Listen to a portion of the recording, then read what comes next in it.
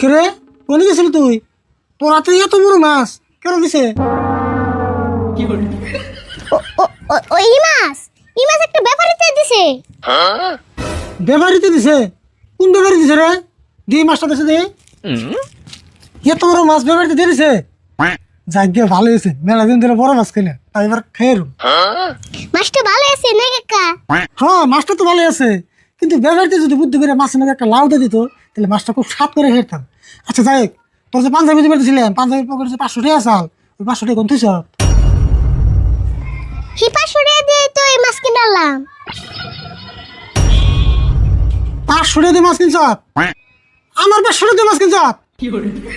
আমার 500 টাকা, আমার 500 টাকা। ও কাকা, কাকা তোমার কি হলো?